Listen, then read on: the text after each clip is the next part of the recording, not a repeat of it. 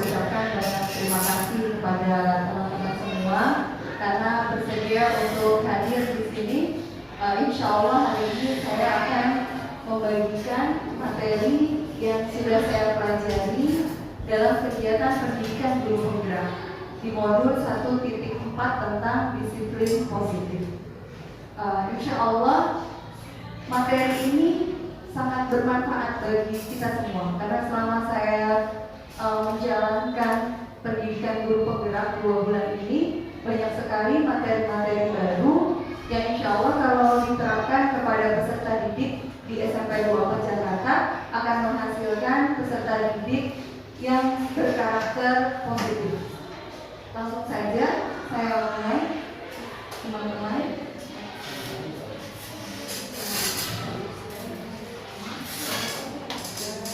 Pentingnya budaya positif di sekolah.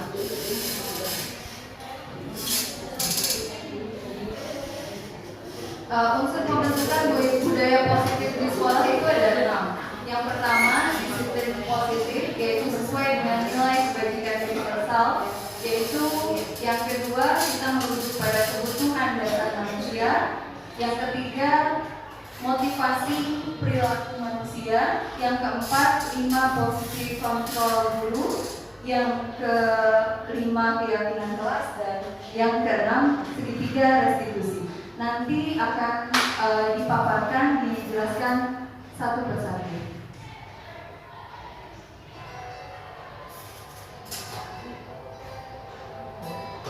Semuanya nggak keluar ya. Yang pertama, disiplin positif. Disiplin positif adalah penerapan disiplin di sekolah. Silakan. Oh, enggak. Silakan. Ya.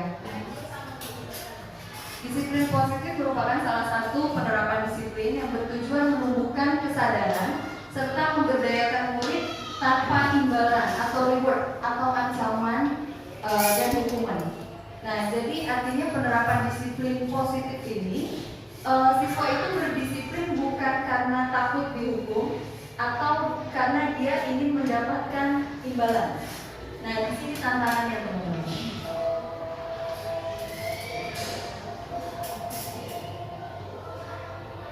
Sebagai seorang guru sekaligus pendidik, tujuannya kita harus mampu menciptakan peserta didik yang menjunjung tinggi sikap positif sehingga perilakunya mengacu kepada nilai-nilai kebajikan. Di mana nilai-nilai kebajikan itu harus muncul dari dalam dirinya sendiri. Tes suara saya? Ya, atau disebut dengan motivasi intrinsik.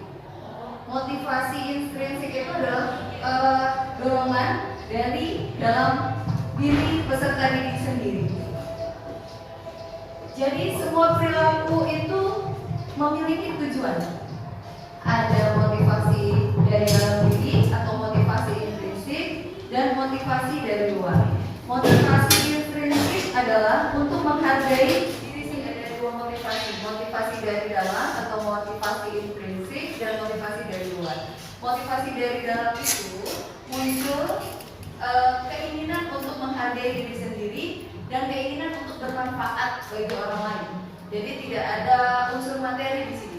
Jadi melakukan sesuatu itu karena pembuktian untuk diri sendiri dan karena ingin membantu orang lain. Motivasi ekstrinsik atau dari luar. Yang pertama adalah untuk menghindari hukuman dan yang kedua untuk mendapatkan reward. Nah, kita fokus pada motivasi intrinsik. Seperti yang tadi disampaikan pertama bahwa budaya positif adalah mengutamakan munculnya motivasi intrinsik dari dalam diri peserta didik. Di sini ada penelitian yang dilakukan oleh Alfie Kohn. Beliau dalam penelitiannya menemukan bahwa ini adalah fakta-fakta yang sampai akhirnya beliau tuh membuat judul dihukum oleh penghargaan. Judul ini menarik sekali. Ketika pertama dipaparkan oleh fasilitator kami, sontak teman-teman itu bingung, kok bisa dihukum oleh penghargaan? Nah, yang pertama, ketika kita memberikan reward, sebaiknya bukan untuk jangka panjang, karena kalau untuk jangka panjang maka motivasi siswa untuk melakukan sesuatu itu karena materi. Itu yang untuk pengaruh jangka pendek dan jangka panjang. Yang kedua, penghargaan itu dianggap tidak efektif karena akhirnya yang akan mendapat penghargaan akan selalu anak yang sama, gitu. Dan yang ketiga, penghargaan akan merusak hubungan. Kecenderungannya adalah anak yang tidak pernah mendapatkan penghargaan itu akan memiliki hubungan yang negatif dengan anak yang sering mendapatkan penghargaan. Dan yang berikutnya, penghargaan mengurangi ketepatan. Jadi dalam penelitiannya, beliau ini menemukan bahwa kualitas kerja dalam ketepatan menghitung itu tidak meningkat gitu. Ketepatan menghitungnya justru malah menurun. Karena apa? Karena ketika sudah ditetapkan satu reward, seseorang itu udah tahu bahwa kalau saya melakukan ini, saya cuma dapat hadiah ini aja kok. Jadi sebenarnya di situ justru menurunkan kualitas ketepatan dia ketika melakukan suatu pekerjaan. Lalu penghargaan menurunkan kualitas, sama seperti yang tadi, yang mengurangi ketepatan. Ternyata seseorang yang motivasinya adalah penghargaan, maka kualitas pekerjaannya juga kecenderungannya tidak meningkat. Karena ketika dia merasa dia ada di level teratas, ya, dia tidak dia tidak punya motivasi untuk lebih atas lagi. Karena dia tahu bahwa di tempat itu dia adalah yang terbaik dan targetnya adalah penghargaan yang sudah ditetapkan. Jadi kualitasnya ini tidak akan bertambah. Yang berikutnya, penghargaan mematikan kreativitas. Itu juga sama. Dan yang berikutnya, penghargaan menghukum. Penghargaan menghukum ini hampir sama dengan penghargaan merusak hubungan. Jadi orang yang sering mendapatkan penghargaan itu seperti mendapat hukuman gitu loh dari teman-teman yang lain. Mungkin dulu kalau Bu Nuryanti ingat, keponakan saya Farisa di kelas 7 ya Bu ya. Farisa itu duduknya di depan dan Bu Nuryanti selalu memuji Farisa. Itu Farisa itu di rumah stres ibu-ibu. Jadi sampai saya menyampaikan ke Bu Nuryanti, Ibu tolong keponakan saya itu merasa terbeban ketika selalu dipuji karena dia merasa malu sama teman-temannya gitu. Jadi ternyata ketika seseorang selalu diberikan penghargaan, pujian itu di depan umum, itu menjadi beban karena dia merasa itu adalah hukuman buat dia. Dan yang terakhir, merusak motivasi dari dalam diri. Maksudnya merusak motivasi dalam diri contohnya seperti ini. Ketika ada siswa, sebenarnya dia sudah punya motivasi intrinsik yang bagus. Lalu tiba-tiba kita sebagai guru merusaknya dengan memberikan reward. Sebenarnya itu udah bagus tuh, dia udah punya motivasi bahwa saya harus belajar karena memang ini kewajiban saya. Saya bertanggung jawab untuk masa depan saya. Saya belajar supaya saya pintar, saya bisa berbagi mengajarkan teman-teman saya yang lain. Lalu tiba-tiba Bapak Ibu guru membuat program yang ada rewardnya gitu. Nah justru di situ dia jadi beralih dari yang tadi dia tidak tahu, tidak mengharapkan reward materi, dia menjadi mengharapkan reward materi. Lalu pertanyaannya adalah bentuk reward apa yang harus kita berikan kepada siswa kita? Nah, apresiasi. Rewardnya adalah apresiasi.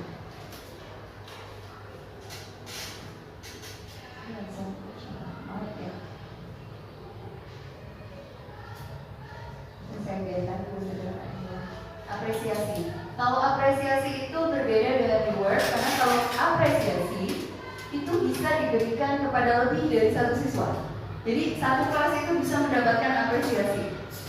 Nah, tapi ada yang perlu diingat ketika kita memberikan apresiasi untuk siswa. Yang pertama, beri pengakuan secara khusus. Jadi lebih baik kita tidak mengapresiasinya di depan kelas, tetapi secara personal. Secara personal kita menghampiri anak itu, lalu kita sampaikan kalimat apresiasi. Nanti ada contohnya. Dan yang kedua, beri pengakuan secara pribadi. Secara pribadi itu artinya kita menyebutkan satu prestasi yang memang dia lakukan sendiri. Dan yang ketiga, memberi pengakuan kepada semua murid secara bergantian. Jadi tidak hanya kepada murid itu, kita juga melakukan kepada murid-murid yang lainnya di waktu yang berbeda.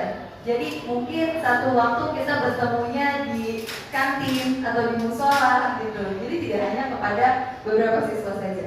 Artinya kita menggali hal positif yang dia lakukan, lalu kita beri apresiasi atas tindakan positif yang sudah dia lakukan. Berikutnya, memberi pengakuan secara konsisten. Jadi bukan hanya satu kali, harus berulang kali. Berarti mau tidak mau kita harus menjadi pengamat yang baik terhadap aktivitas peserta didik kita semua. Dan kita harus fokus pada proses. Jadi ketika kita memberi apresiasi, jangan sampai apresiasinya nggak nyambung. Oh, saya nggak ngelakuin itu kok Bu, itu salah orang kali. Jangan sampai kayak gitu. Jadi kita harus benar-benar mengamati dan kita tahu proses perubahan dari dia kurang baik menjadi baik. Oke, berikutnya adalah contoh apresiasi kebajikan. Contoh kalimatnya seperti ini. Kemarin Ibu perhatikan rasa empatimu besar sekali pada saat menolong murid yang baru di kelas kita. Seperti itu. Lalu yang kedua, Ibu menghargai kepedulianmu pada saat kamu membantu teman-temanmu pada saat tugas kelompok. Dan yang ketiga, terima kasih untuk rasa tanggung jawabmu pada saat kamu memungut kertas-kertas yang berserakan di lantai.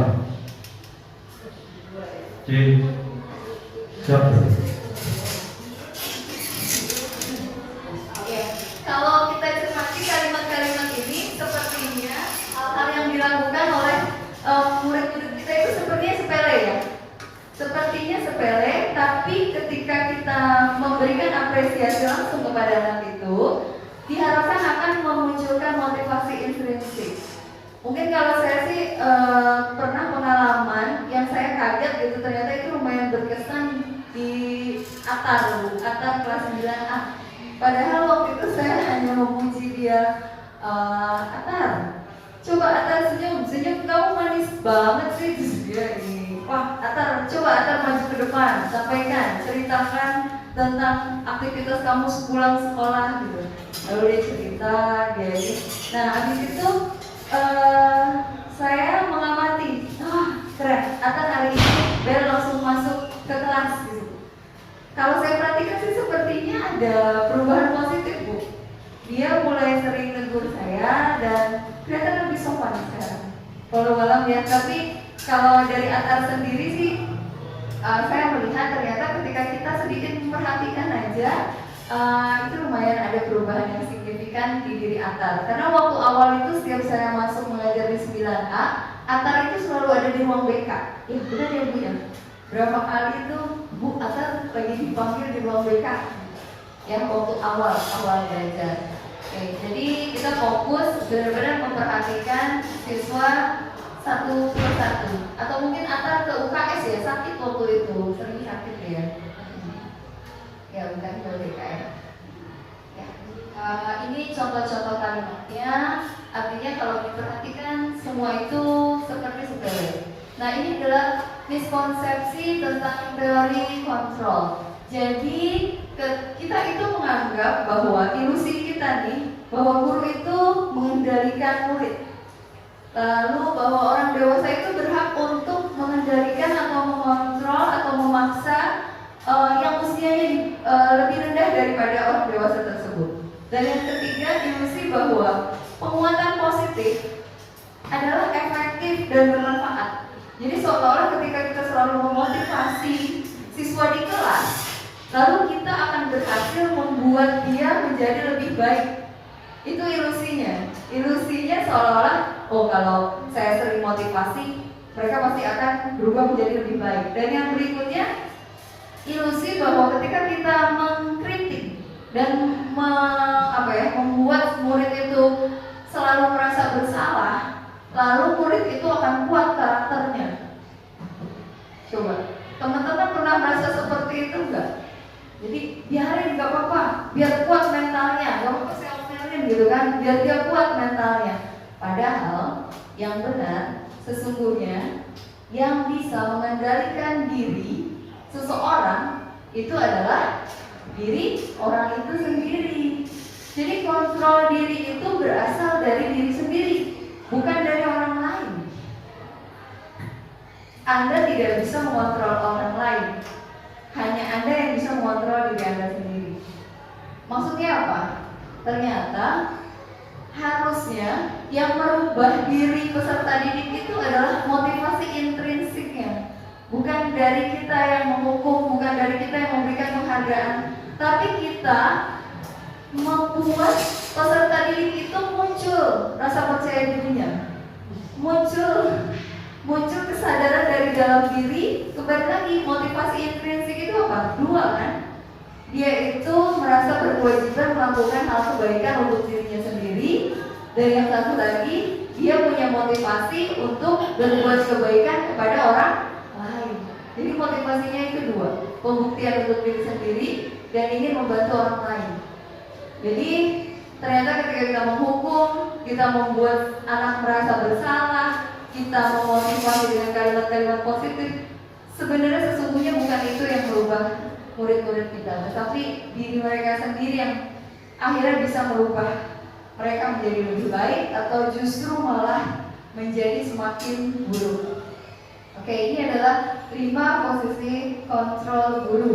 Ada 5 posisi kontrol yang nanti teman-teman akan bisa mengklasifikasikan sendiri sebenarnya selama ini kita itu yang mana? Apakah kita sebagai penghukum atau kita sebagai pembuat rasa bersalah, sebagai teman, sebagai pemantau atau manajer?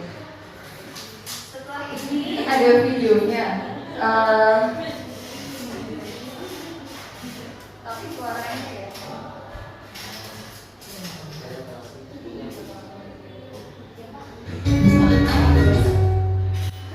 Salam bahagia Ibu dan Bapak guru hebat. Dalam penerapan disiplin positif restitusi, salah satu program yang dikembangkan adalah 5 posisi kontrol. 5 posisi kontrol dalam restitusi adalah proses perjalanan seorang pendidik agar dapat mengenali dirinya. Pada video kali ini, kita akan membahas tentang 5 posisi kontrol yang dikembangkan oleh Diane Dawson dan contoh penerapannya.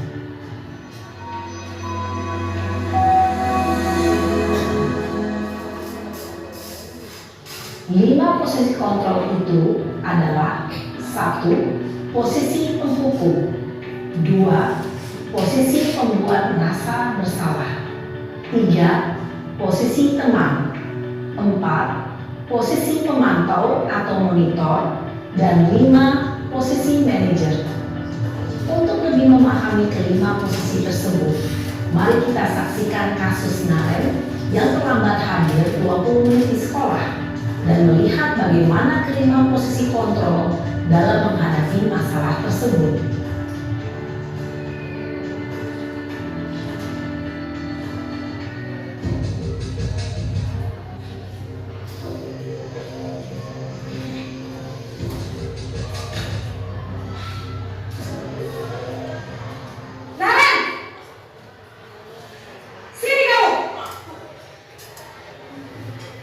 Selamat pagi, Bu. Selalu terlambat.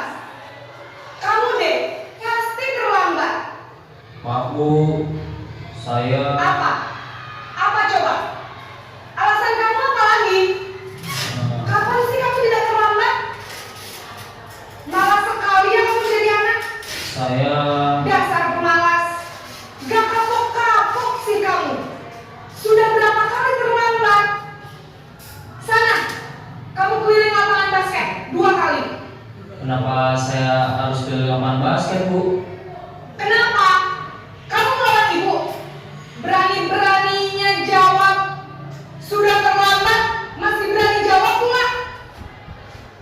Sekarang, keliling lapangan basket 5 kali sekalian. Biar kapok. Cepat. Pergi sana ke lapangan basket. Posisi penghukum biasanya berbicara dengan nada tinggi, menghardik, menunjuk-nunjuk, menyakiti, dan menyindir. Hukuman bisa berupa fisik maupun psikis. Ibu dan Bapak guru hebat, dampak yang terjadi pada murid ketika guru berada pada posisi penghukum adalah murid cenderung akan dendam.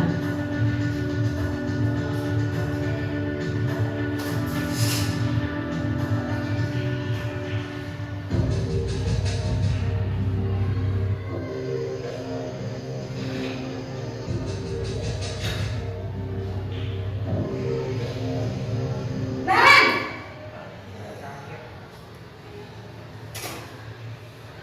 Selamat pagi, Bu. Naren, kamu kenapa terlambat lagi, nak? Ya Tuhan, Naren, kamu senang ya bikin ibu susah ya? Kalau kamu terlambat lagi, nanti ibu yang ditegur bapak kepala sekolah, nak. Disangka ibu tidak bisa membina kamu. Duh, gimana ini? Maaf, Bu. Duh, Gusti Naren, kamu suka ya kalau ibu tegur bapak kepala sekolah? Terus, sekarang ibu harus tulis apa yang di buku absen? Ini kamu sudah sering terlambat loh. Ibu harus apa coba? Maaf, Bu. Maaf sekali. Ya sudah, lain kali jangan bikin ibu susah lagi ya, nak ya. Ibu tidak akan kuat lagi kalau kamu begini terus. Bisa jantungan kalau ibu tegur bapak kepala sekolah. Sana cepat kelas. Maaf ya, Bu. Maaf sekali. Posisi pembuat rasa bersalah berbicara dengan nada tenang, cenderung lembut. Namun kata-kata yang diutarakan membuat murid merasa menjadi orang yang gagal, memandang buruk dirinya sendiri, merasa tidak berharga, dan tidak sanggup membahagiakan orang lain. Ketika guru mengambil posisi pembuat rasa bersalah, murid akan menganggap dirinya yang bersalah dan ia akan menyimpan emosi negatif tersebut di dalam dirinya.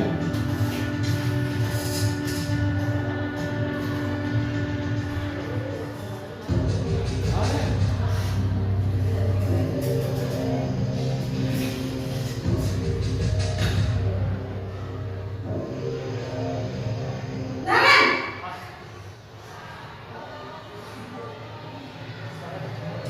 Selamat pagi, Bu.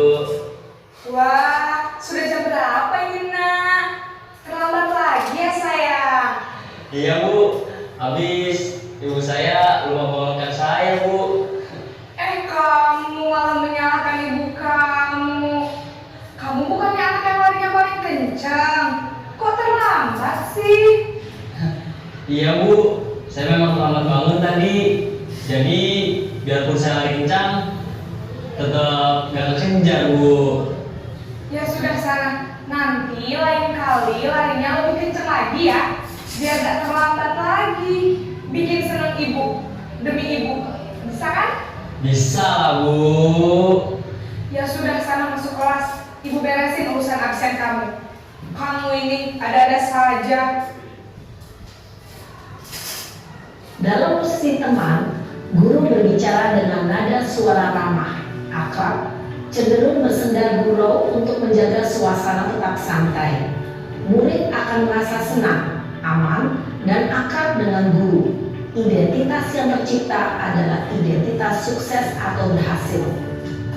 Namun, perlu diingat, karena ini masih dorongan eksternal, maka ada faktor ketergantungan dari murid kepada orang tertentu.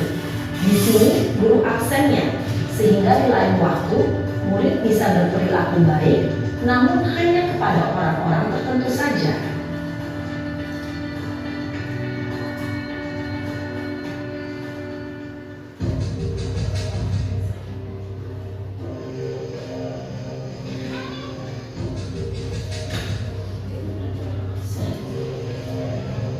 Naren!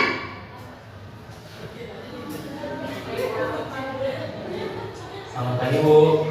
Naren, apa peraturan sekolah kita tentang jam berapa kita harus masuk sekolah, nak? Kita harus di sekolah jam 7, Bu. Iya betul, sekarang sudah jam 7.20. Naren sudah tahu konsekuensinya jika terlambat hadir. Paham, Bu. Saya harus tinggal kelas pas jam istirahat selama 20 menit. Iya benar, konsekuensinya demikian. Jadi nanti jam 9.30 pas istirahat, kamu harus tinggal di kelas kerjakan tugas tambahan untuk ketertinggalan kamu, ya. Baik, Bu. Posisi pemantau mengandalkan penghitungan atau data untuk mengontrol murid. Guru mengarahkan murid berdasarkan peraturan dan konsekuensi. Seorang pemantau menunjukkan bahasa tubuh dan ekspresi wajah yang datar dan cenderung formal.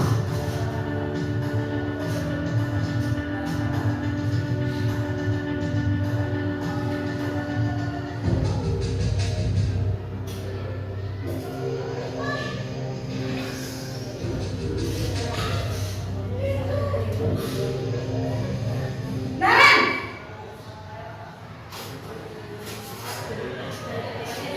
Selamat pagi, Bu. Selamat pagi, Naren. Maaf, Bu. Saya terlambat. Iya, sekolah masuknya jam 7, sekarang sudah jam 7.20. Jadi sekarang bagaimana ini, Naren? Maaf, Bu. Saya lupa setel alarm saya semalam. Baiklah, menurut kamu, keyakinan sekolah yang mana yang perlu kamu tingkatkan? Menghargai diri sendiri dan orang lain mungkin ya, Bu. Setuju. Jadi, apakah Naren meyakini prinsip saling menghormati tersebut?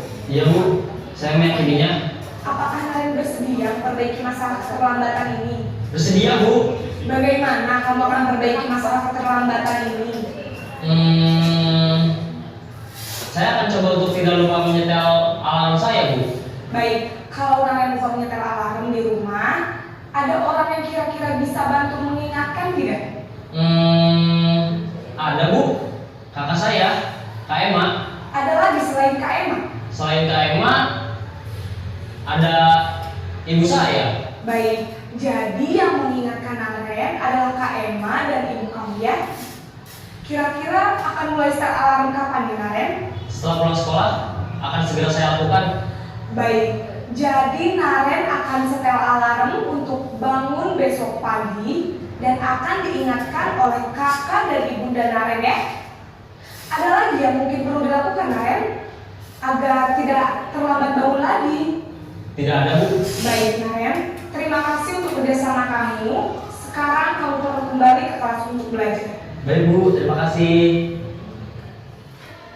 Posisi manajer adalah posisi kontrol yang disarankan untuk membimbing murid memiliki sikap disiplin yang positif, yaitu murid yang mandiri, bertanggung jawab, dan dapat memecahkan masalah. Tujuan dari posisi ini adalah agar murid dapat berefleksi atas tindakannya. Guru akan dengan tulus memberikan pertanyaan-pertanyaan bermakna, sehingga membuat murid dapat belajar dari kesalahannya dan mencari sebuah solusi untuk menyelesaikannya. Ibu dan bapak guru hebat, setelah mengamati adegan kelima posisi kontrol tadi, kira-kira posisi mana yang paling ideal? Posisi mana yang dapat menunjang motivasi intrinsik murid? Ya, tentu posisi manajer. Posisi ini memang posisi ideal yang ingin dituju setiap pendidik. Pada posisi inilah, guru dapat menerapkan disiplin positif yang berpihak pada murid, yang memerdekakan murid. Perjalanan seorang pendidik tentunya tidak mudah untuk sampai pada posisi seorang manajer. Namun, tujuan kita pasti, yaitu menciptakan murid-murid yang mandiri, merdeka, dan bertanggung jawab. Semoga penggambaran 5 posisi kontrol yang telah diperlihatkan ini dapat menjadi ajang refleksi bagi kita semua, agar dapat terus mengasah dan menerapkan disiplin positif yang memerdekakan murid. Mari terus berlatih dan bersemangat. Selamat menerapkan. Salam dan bahagia, Ibu dan Bapak Guru hebat. Iya. Jadi Bapak Ibu yang mana posisinya tadi? Bu Ariska yang mana? Bu Ariska sebagai teman ya?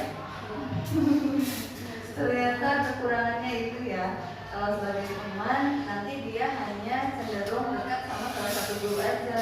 Dia hanya turut sama salah satu guru yang memang dekat dengan dia. Nah, untuk menjadi guru yang mengambil posisi kontrol manajer tadi, kita menggunakan pendekatan restitusi.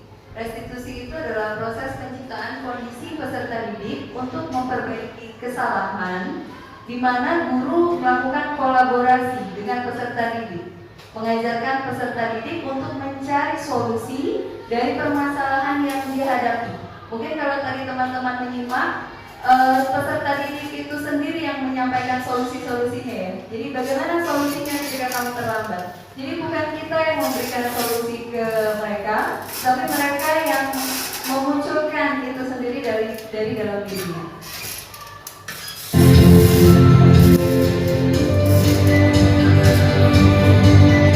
Ya, proses penciptaan kondisi peserta didik untuk memperbaiki kesalahan tadi.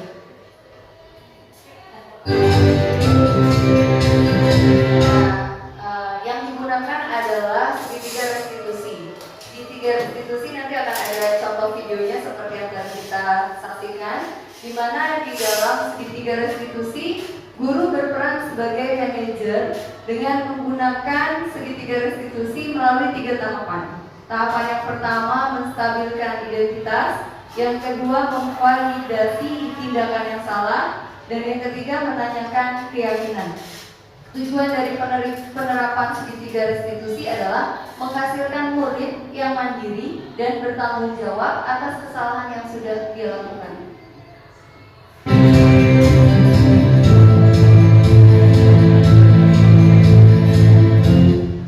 Pada video kali ini kita akan membahas tentang salah Contoh tentang penerapan segitiga restitusi yang diterapkan di lingkungan sekolah yang dikenal dengan nama restitusi.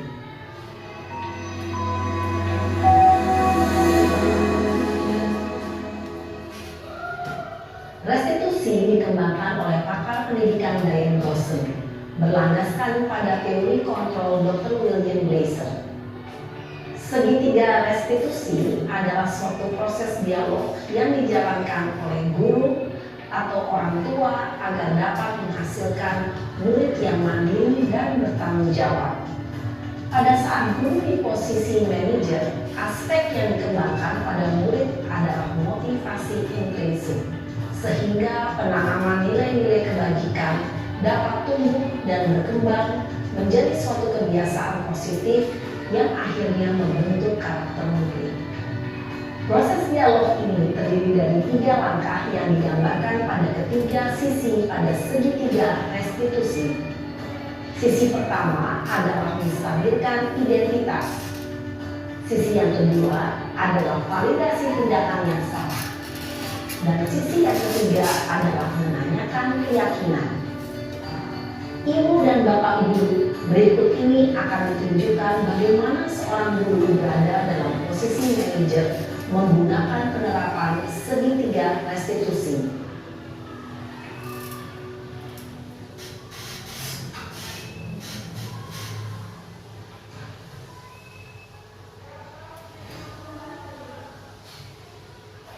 Siang Sarah.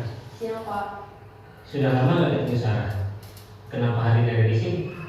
Kesel Pak, kesel banget. Masa aku dikatain tukang fitnah Pak? Ya aku marah lah.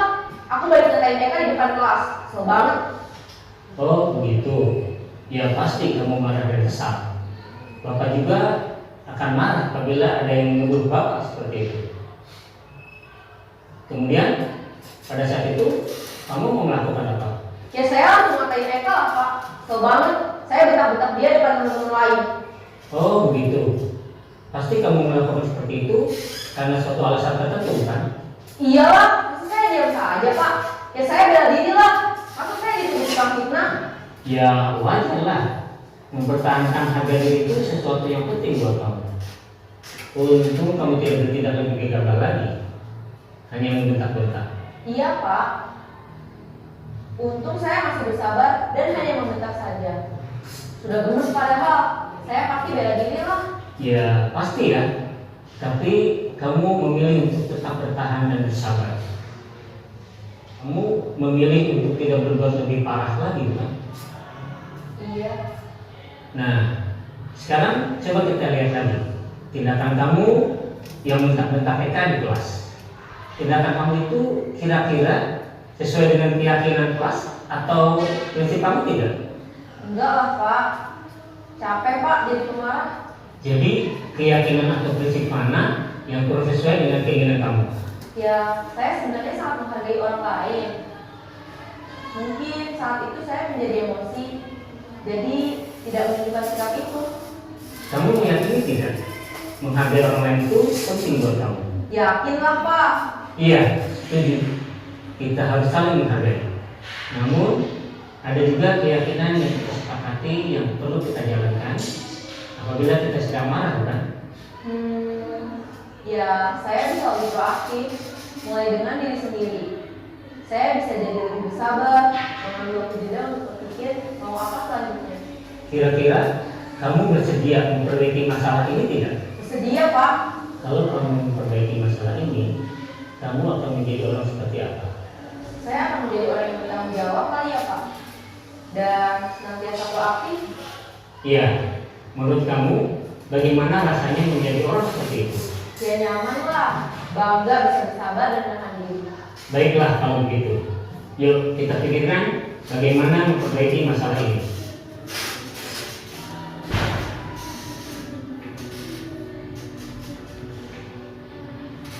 Ibu dan Bapak guru hebat. Baru saja kita menyaksikan contoh bagaimana seorang guru berada dalam posisi manajer menggunakan penerapan segitiga restitusi. Mari kita bahas satu persatu. Berdasarkan pada prinsip bahwa membuat kesalahan adalah bagian dari proses pembelajaran. Sisi pertama dari segitiga ini berperan menggeser identitas murid dari identitas gagal ke identitas sukses. Murid yang sedang bertingkah laku yang tidak pantas atau menarik diri saat itu sedang mengalami identitas gagal. Bila kita mengkritiknya, maka posisinya tidak akan berubah. Kita bisa mengajukan pernyataan-pernyataan ini. 1. Membuat kesalahan sesuatu yang wajar. 2. Manusia tidak ada yang sempurna. 3.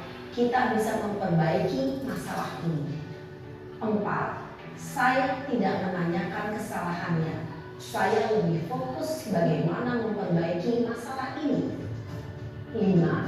Apakah saat ini kamu telah menjadi orang yang baik untuk dirimu sendiri? Pada sisi kedua, validasi tindakan yang salah berlandaskan pada prinsip bahwa setiap perilaku berupaya memenuhi suatu kebutuhan tertentu. Guru yang telah memahami teori kontrol akan bergeser dari pemikiran stimulus respon menjadi proaktif dan mencoba untuk mengenali tujuan dari perilaku murid, mengenali dan mengakui kebutuhan murid ini dapat memperbaiki hubungan dengan murid tersebut.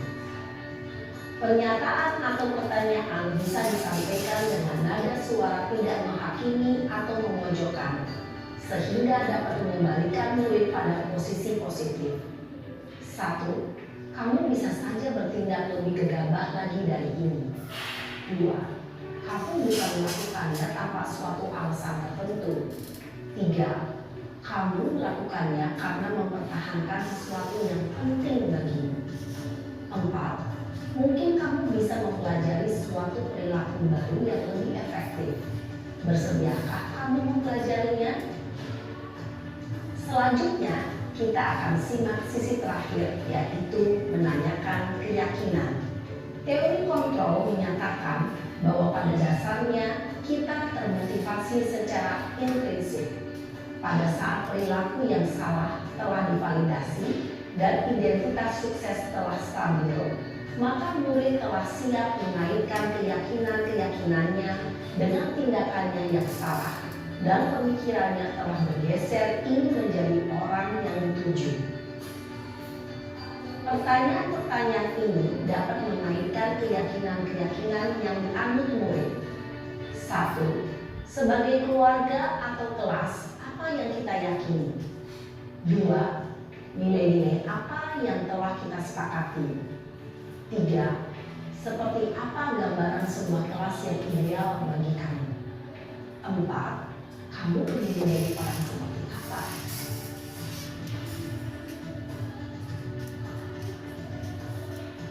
Dalam menerapkan segitiga restitusi, perlu diperhatikan beberapa hal, yaitu: 1. Perilaku yang salah perlu dikaitkan dengan nilai-nilai atau keyakinan-keyakinan yang telah disepakati atau dituju.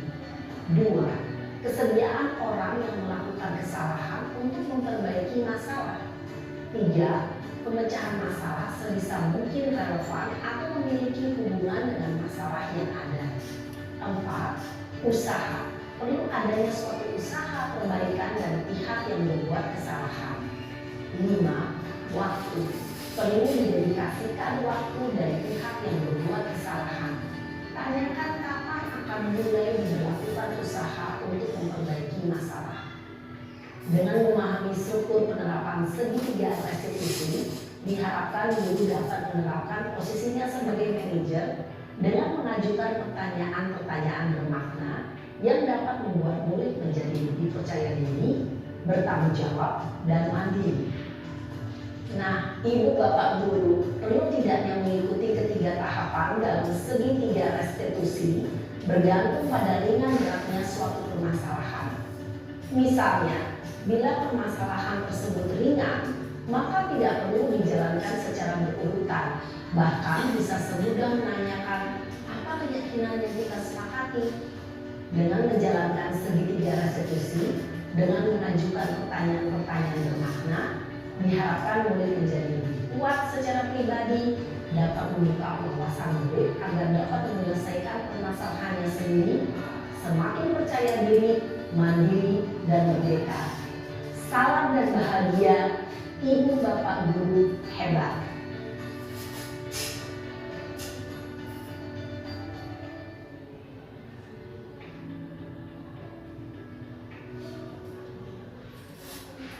Ya, betul apa kabar? Jadi sebenarnya saya mencoba mempraktekkan segitiga restitusi ini kepada siswa saya yang waktu itu kedapatan ke Kalibata itu, Farel namanya, yang pulang sekolah setelah sholat Jumat mereka ramai-ramai ke Kalibata. Tapi saya juga belum tahu nih Bu Titin di sini sebagai PP, kira-kira penerapan segitiga restitusi saya sudah tepat atau belum? Kita sampaikan ini. Baik Bu. Ya, Farel tahu kan kenapa Ibu panggil? Tahu. Tahu. Oke, sekarang Ibu minta Farel menceritakan kejadian yang sebenarnya. Kalau waktu sama, kan waktu itu kan pas Jumat, saya habis dari sholat di sholat terus main dulu tuh gitu, habis sholat habis itu saya nggak tahu juga kalau saya mau ke data, terus tapi saya harus bilang kalau misalkan mau jalan-jalan gitu, habis itu saya juga nggak tahu kalau misalkan mau ikut ke data, habis itu saya sholat dari sholat kita kumpulnya udah tiba-tiba pada ngajakin ke sono katanya ya udah saya ikut di sana juga cuma jalan-jalan ke rumah lain habis itu Kalibata kayak gitu foto-foto gitu habis itu pulang udah Ya. gitu sama nanti. Nah, Farel sadar nggak kalau yang Farel lakukan itu salah? Sadar. Di bagian mana salahnya? Ya ikut-ikut kayak gitu. Gimana? Mana? Coba sebutkan letak kesalahannya di mana? Biar nanti Ibu kasih tahu ke kamu sebenarnya yang salahnya itu yang mana. Bisa jadi kan kamu tuh sebenarnya belum paham gitu loh, kenapa waktu itu kamu itu dipanggil ke depan saat upacara. Tadi kamu bilang karena ikut yang itu apa? Ya ikut malam-malam gitu. Kalau itu apa sih? Kayak jalan-jalan pakai seragam sekolah. Nah, itu dia poinnya.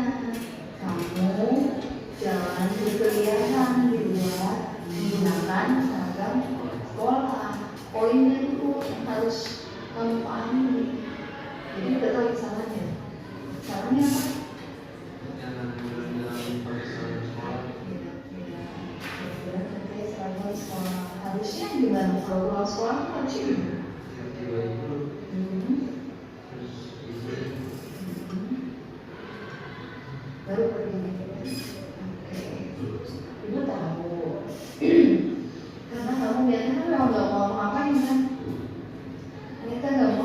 ngapain, cuma mau jalan aja. Cuma kan tadi saudara udah tahu kesalahannya. Karena pakai seragam sekolah. Dan ketika kamu pakai seragam sekolah, itu orang itu bisa punya niat negatif gitu. Ya. Jadi segerombolan anak sekolah memakai seragam di luar kegiatan sekolah itu bisa diartikan mereka akan melakukan apa? Tawuran. Kalau ibu jadi kamu, ibu juga pasti akan melakukan hal yang sama. Oh, pulang sekolah rame-rame kan sholat gitu. Habis sholat, terus kamu juga udah izin kan sama mama. Tadi kamu bilang seru gitu jalan sama teman. Terus memang gak ada niatan untuk melakukan hal negatif, ya kan? Tapi kembali lagi bahwa ketika saya pakai seragam sekolah dan itu di luar kegiatan sekolah, di luar lingkungan sekolah, itu rentan menimbulkan memicu terjadinya aksi dan negatif atau tawuran. Bagaimana cara Farel memperbaiki yang sudah terlanjur dilakukan?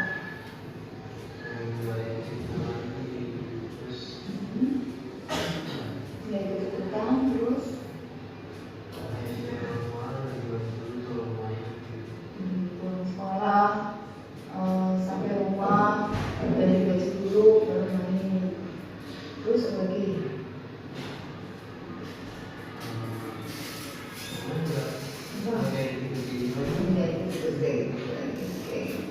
Jadi setelah apa sih? Saya pengen itu apa namanya kayak di barista itu. Oh barista, oke. Berarti nanti setelah lulus SMP harus naik SMK ya. Nah berarti supaya dapat SMK, setelah di SMK bagus, yang harus kamu lakukan apa? Belajarnya lebih giat lagi. Belajar lebih giat lagi. Udah kamu lakukan belum? Belajar yang giat lagi? Belum. Nah, jadi supaya nanti dapat SMK yang bagus, terus nanti kamu bisa dapat pendidikan yang baik, supaya kamu bisa jadi barista, harusnya gimana? Harusnya gimana?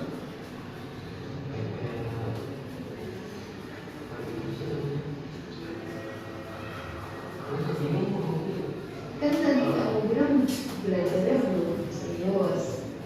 Tapi kan kamu pengen jadi barista, ya. Berarti kan kalau mau dapat pendidikan yang bagus kan harus sekolah di sekolah yang bagus juga. Nah, supaya bisa di sekolah yang bagus, berarti kamu harus punya prestasi. Nah, prestasi akademik itu kan nilai kan? Iya, kalian harus punya nilai yang bagus. Jadi kesimpulannya, supaya kamu bisa mencapai cita-cita kamu, meraih cita-cita kamu harus apa? Belajar lebih giat lagi terus banyak investasi.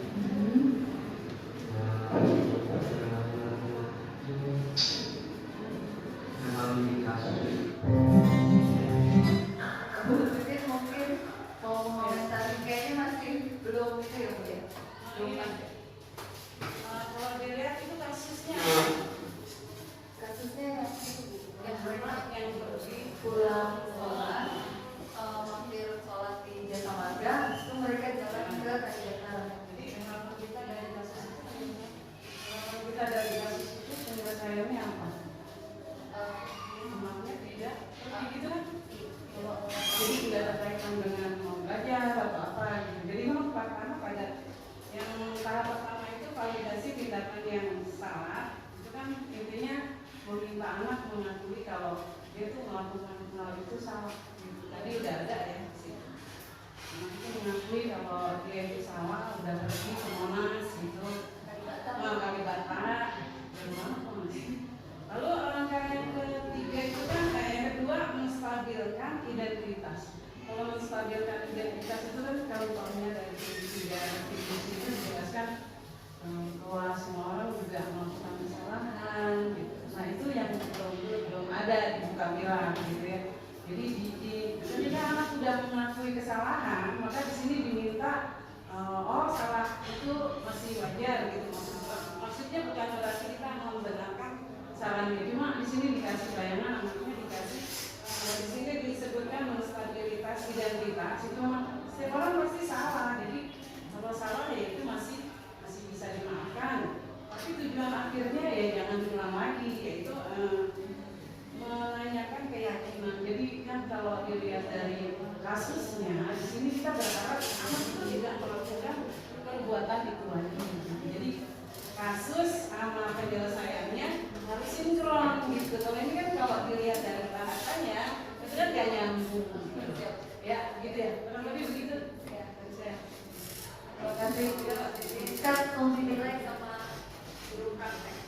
Ya, sebenarnya tadi yang menstabilkan identitas itu saya kalimatnya ini Bu, ya. Oh Ibu paham, seru memang bareng-bareng sama teman-teman sholat Jumat, terus jalan-jalan ke Kalibata. Bagian itu Bu sebenarnya. Ya mungkin saya masih perlu banyak latihan ya Bu ya. Jadi kalau menangani kasus mencoba untuk menerapkan segitiga restitusi. Terima kasih Bu Titin. Nah tadi di memvalidasi ke yang salah itu, ya Bu ya, memvalidasi. Iya. Validasi tindakan yang salah ya. Nah, ketika ada permasalahan itu kan di situ sebenarnya kita perlu mencari tahu gitu loh. Sebenarnya ketika dia melakukan kesalahan itu ada salah satu upaya dia atau siswa untuk memenuhi kebutuhan dasarnya. Kayak Farel jalan-jalan ramai-ramai. Kira-kira dari kebutuhan dasar manusia mana yang ingin dipenuhi oleh Farel? Nah, ini adalah 5 kebutuhan dasar manusia. Kebutuhan bertahan hidup itu terkait dengan sandang, pangan, papan, kesehatan, keselamatan. Jadi ketika seseorang mencuri, lalu ketika ditangkap ditanya, Bapak kenapa mencuri ayam? Oh, keluarga saya kelaparan, gitu kan? Nah, berarti dia mencuri karena didorong oleh kebutuhan dasarnya itu ingin bertahan hidup. Lalu ada kebutuhan kasih sayang dan rasa diterima, berbagi, kerjasama, lalu menjadi bagian dari kelompok. Itu bisa jadi salah satu yang dilakukan oleh Farel tadi. Karena kan dia berangkatnya bergerombol ya, bareng-bareng tuh sama teman-temannya. Nah mungkin kelompoknya itulah, di kelompok itu dia mendapatkan rasa kasih sayang dan diterima di kelompok itu. Cuma bisa jadi kelompok yang jalan-jalan ke Kalibata itu adalah kelompok yang kurang baik. Mungkin gitu ya Bu Sipa ya, sebagai guru BK yang menangani kasus ini. Lalu yang ketiga, kesenangan, bermain, tertawa, humoris, antusiasme. Siswa ribut di kelas, berarti kebutuhannya apa tuh? Kebutuhan kesenangan, ya kan? Lalu kebebasan, mencoba hal-hal baru. Misalkan ada siswa kita di kelas ngutak-ngatik kabel gitu kan. Nah itu ngapain kamu merusak listrik gitu kan, ini nanti bahaya gini-gini. Nah padahal dia ingin mencoba hal yang baru. Dan penguasaan itu mungkin istilahnya kalau di sekolah kita tuh ada abang-abangan ya, yang ada kakak apa tuh namanya, apa gimana, so senioritas. Jadi ada istilah abang-abangan yang merasa itu abang-abangannya si itu tuh Bu. Saya pernah dengar ada anak OSIS lapor ke Bu Sipa, Bu Sipa saya takut negur si anak itu, soalnya abang-abangannya dia tuh si Abi gitu ya.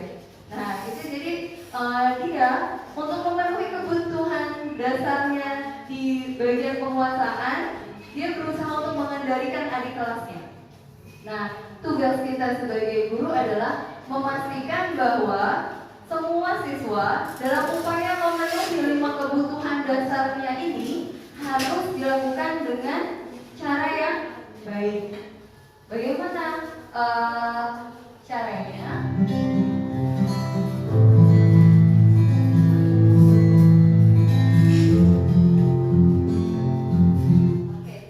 Guru mengarahkan murid untuk memenuhi kebutuhan dasarnya sesuai dengan nilai-nilai kebajikan universal. Jadi sebenarnya di dalam diri kita semua itu ada nilai-nilai kebajikan. Cuma kita semua dan peserta didik kita harus mensinkronkan apakah nilai-nilai kebajikan yang ada di dalam diri kita ini sudah sesuai atau belum dengan nilai-nilai kebajikan universal. Apa itu nilai kebajikan universal? Sebenarnya nilai kebajikan universal itu ada di banyak hal. Ini adalah nilai-nilai kebajikan universal adalah nilai-nilai nilai-nilai dan sifat-sifat positif manusia yang merupakan tujuan mulia yang ingin dicapai setiap individu. Jadi kita punya keinginan untuk mencapai sesuatu dan ada nilai-nilai positif di dalam diri kita.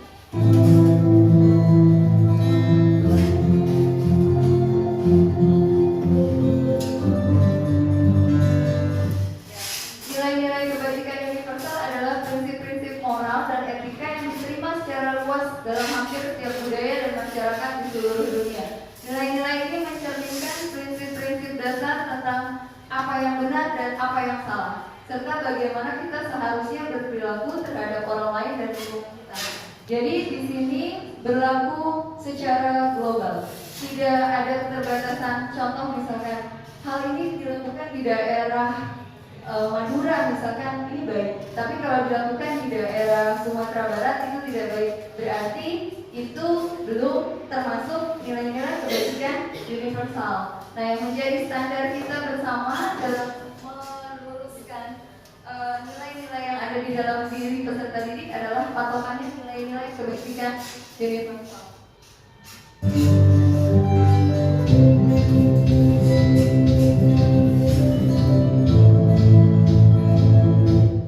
Nilai-nilai kebajikan universal ada di dalam profil belajar Pancasila.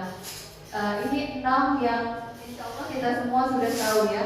Beriman, bertakwa kepada Tuhan Yang Maha Esa dan berakhlak mulia, mandiri, bernalar kritis, berkebinekaan global, bergotong royong dan kreatif.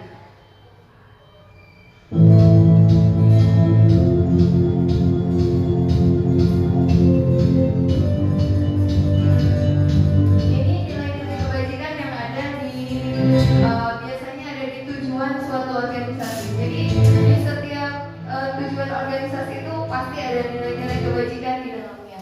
Nah, tadi di segitiga restitusi itu di bagian terakhir itu kan adalah menanyakan keyakinan. Ketika menanyakan keyakinan, mungkin tadi teman-teman juga keyakinan kelas apa yang ingin kamu capai. Tadi ada kalimat seperti itu. Sebenarnya keyakinan kelas itu apa sih? Jadi ada keyakinan kelas, ada keyakinan sekolah. Keyakinan sekolah itu diawali dari keyakinan kelas. Jadi di sini keyakinan kelas adalah salah satu disiplin positif untuk membangun budaya positif di dalam kelas. Di mana keyakinan kelas dibuat bersama dengan peserta didik. Jadi antara peserta didik dengan wali kelas melalui kegiatan musyawarah, menghasilkan kesepakatan yang diyakini bahwa kebaikannya akan dijalankan oleh guru dan murid. Keyakinan kelas tersebut merupakan pernyataan universal yang mudah diingat, dipahami, dan harus diterapkan dalam lingkungan sekolah. Saya sudah mencoba menerapkan di kelas 8A. Saya mencoba membuat tentang keyakinan kelas. Ini adalah tahapan membuat keyakinan kelas. Yang pertama, siswa diminta menuliskan keyakinan yang mereka inginkan. Jadi pertama, siswa itu ditanyakan, kalian itu ingin hal positif apa sih di kelas ini? Jadi semua siswa itu akan memberikan pendapat, Bu. Lalu dituliskan di papan tulis. Semuanya dituliskan. Lalu yang kedua, guru, kita wali kelas dan siswa mengulas satu persatu. Karena bisa jadi ada yang tidak disetujui oleh yang lain. Misalkan yang satu, saya maunya bebas makan di kelas, Bu. Lalu temannya bilang, jangan Bu, berarti itu dihapus. Jadi kita pilih satu persatu keyakinan mana yang penting. Lalu yang ketiga, mengubah kalimat keyakinan tersebut menjadi kalimat positif. Contoh misalkan, ada kalimat tidak boleh ribut di kelas. Itu kalimat negatif kan? Berarti kalimat positifnya bagaimana? Kalimat positifnya gimana? Teman-teman, kalau tidak boleh ribut di kelas, gimana Bu? Jagalah ketertiban di kelas. Tadi Pak Eger bilang apa? Ciptakan ketenangan saat belajar, gitu. Ya, jadi mengganti kalimat-kalimat negatif tadi yang disampaikan oleh anak-anak menjadi kalimat positif. Lalu kemudian setelah itu itu mengajak murid-murid untuk menemukan nilai-nilai kebajikan. Contoh misalkan ada yang mengusulkan izin kepada guru saat hendak ke toilet. Itu nilai kebajikan apa yang ada di balik itu? Nilai kebajikan apa? Menghormati atau menghargai guru? Kalau izin ke toilet kepada guru yang mengajar, menghargai guru. Jadi nanti siswa diminta mengidentifikasi nilai-nilai kebajikan yang ada di kalimat positif tersebut. Lalu kemudian mengecek kembali apakah benar-benar disepakati semua. Baru kemudian ditulis di karton, ditandatangani oleh semua siswa dan disepakati untuk dijalankan bersama-sama. Itu ada di belakang, direkatkan sama murid-murid kelas 8.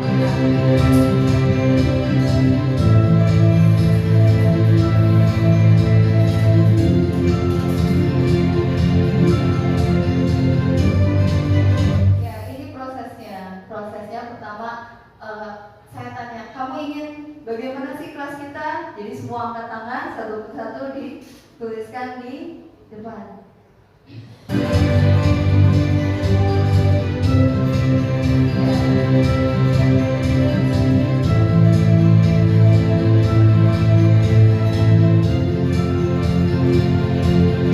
Ya, tadi pertama dituliskan dulu, lalu diubah menjadi kalimat positif di sebelahnya. Lalu yang mirip-mirip dijadikan satu. Jadi dari yang banyak itu akhirnya mengerucut hanya menjadi beberapa poin saja. Lalu setelah itu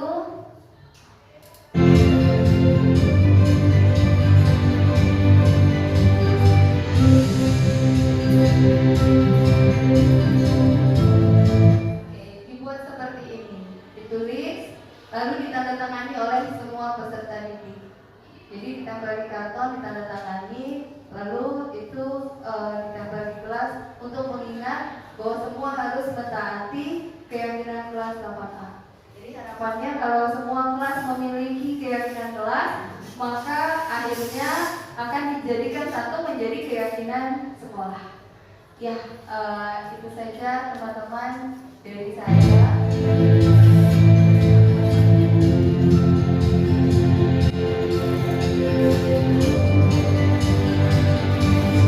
Berawal dari keyakinan kelas, diharapkan akan terbentuk keyakinan sekolah yang akan menciptakan budaya positif sehingga mampu menguatkan nilai-nilai kebajikan universal di dalam diri peserta didik.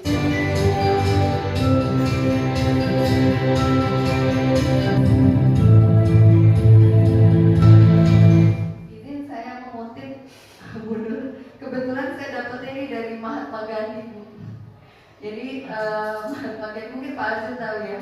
Tetaplah berpikir positif sebab pikiranmu akan membuahkan kata-kata. Tetaplah berkata positif sebab kata-katamu akan membuahkan perilaku. Tetaplah berperilaku positif karena perilakumu akan menjadi kebiasaan. Tetaplah dengan kebiasaan positif karena kebiasaanmu akan menjadi nilai-nilai. Tetaplah dengan nilai-nilai positif karena nilai-nilaimu akan menjadi takdirmu. Itu kata Mahatma Gandhi. Ya, yang penting dijalankan ya.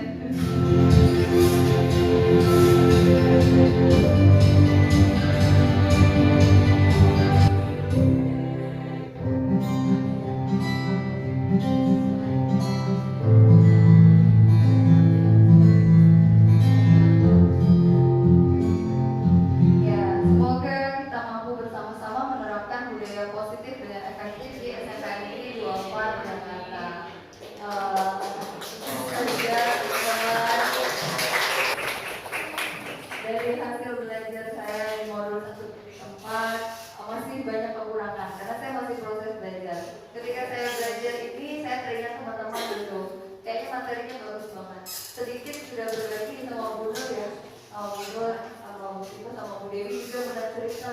Karena kebetulan kan kesiswaan sama BK tuh nyambung banget ya Bu ya.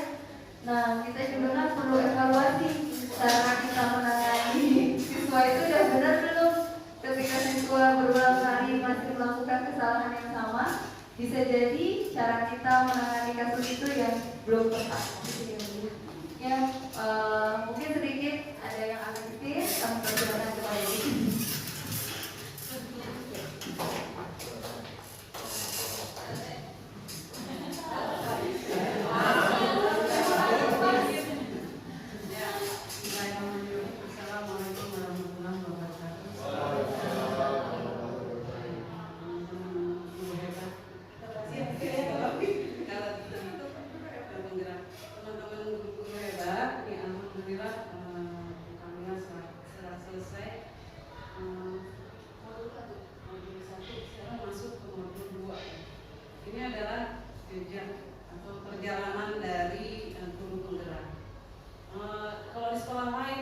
bisa ada, kalau di sini pertandingannya SMA 81 ya, ya kebetulan saya PP-nya di sana, Bu kami. Di situ udah dari angkatan 5 sampai angkatan 9 sekarang itu ada 14 luar biasa. Nah mereka akhirnya berkumpul jadi komunitas, itu membentuk suatu komunitas yang tujuannya adalah memajukan sekolah. Menurut saya luar biasa sekali gitu guru-gurunya di sana di SMA 81. Saya membayangkan kalau hal itu bisa terjadi di 24 gitu. Di sini apalagi anak-anak muda udah mulai banyak tuh ya. Walaupun untuk sekarang mungkin belum masuk kategori untuk bisa mengikuti guru penggerak ya. Tapi mudah-mudahan generasi selanjutnya seperti Bu Lucy, Bu Dias, Bu Istiqoroh ya. Dan sementara kayaknya itu juga ya Bu ya yang masih bisa mengikuti angkatan 11 betul. Jadi saya berharap sekali Bu Lucy untuk angkatan 11 itu wajib ikut. Nanti kita sharing-sharing, berbagi-bagi gimana caranya bisa lulus. Bu Kamila juga bisa bercerita, apalagi Bu Ayu udah menjadi fasilitator ya, itu bisa membagi-bagi ilmunya. Juga siswa guru di SMP 24 itu mudah-mudahan angkatan 11 ini bertiga bisa lolos semua. Kita nggak terlalu, memang untuk kedepannya, untuk karir itu memang sementara ini selama belum ada perubahan kebijakan, untuk karir sangat menjanjikan untuk guru penggerak ya.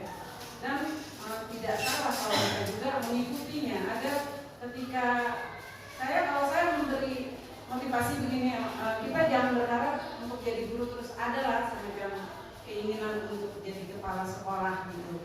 Saya dulu waktu anak masih kecil juga nggak pengen jadi kepala sekolah, maksudnya belum ada niatan gitu. Tapi beriringan dengan anak udah mulai besar, terus kita udah bisa mampu mau bayar mana-mana, anak udah bukan menjadi angkatan, tapi kepikiran untuk menjadi karir lebih naik, lebih bagus itu kan pasti ada ya. Jadi kita ikutin aja aturannya, harus menjadi guru penggerak, ikutin aja gitu. Kembali lagi, prosesnya diikutin aja, walaupun ke depannya kita nggak usah mikirin gitu. Karena bagaimanapun juga karir itu udah ada yang ngatur ya. Insya Allah seperti itu. Nah, sekali lagi saya berharap di 24 ini, SMP 24 kita ini semakin banyak guru-guru yang dapat menjadi guru penggerak. Itu aja dari saya. Wabillahi taufiq wal hidayah. Wassalamualaikum warahmatullahi wabarakatuh.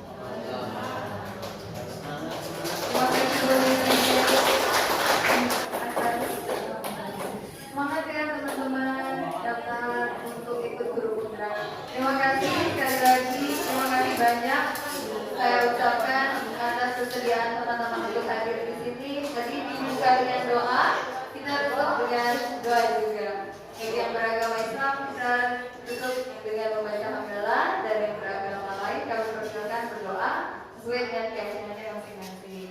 Bagi yang beragama Islam kita mengucapkan hamdalah. Alhamdulillah, rabbil alamin. Wabillahi taufiq wal hidayah. Wassalamualaikum.